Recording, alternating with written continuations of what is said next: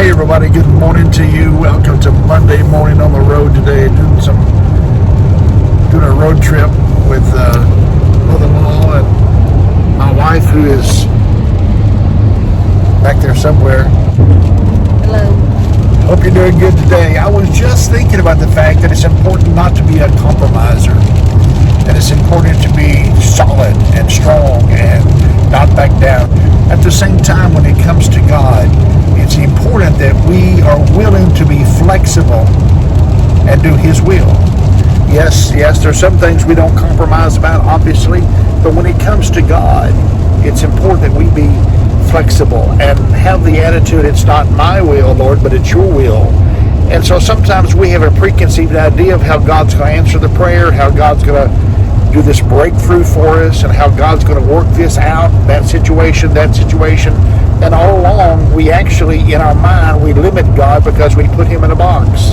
And we're thinking, okay, God's going to do it this way. But God don't always do it that way, because God's going to do it a better way. And so when God does it a better way, when God answers the prayer the way that it should be answered, because He's right, He's always correct, He always knows best, let's not become all upset because it wasn't done the way that we thought it should be done. God knows what's best.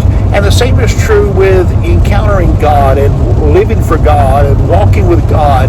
There's going to be some things in our mind that we haven't said as to how it should be. However, when it comes to living for God and working for God, it's important that we be like a wet noodle, flexible. We be flexible. And that we don't become so rigid that we will not allow God to work in our life. That we will become so rigid and so structured and have to have it done our way that we actually hold God at arm's length, that we won't allow Him to do what He wants to do in our life. You see, we don't know yet all there is to know about God. We're all still learning about God, and we're all still walking with God. We're all still drawing closer to God, and so none of us are there yet. So in the process of getting there, in the process of drawing closer to God, in the process of just living for the Lord and loving Him, let's not become so structured that we will not allow God moments to happen in our life. God moments happen sometimes in the least and most unexpected ways. It's important not to plan God out. It's important not to schedule God out, but allow room for God to work in your life and be flexible and be willing to say, Lord, if that's what you want, then that's got to be the best way.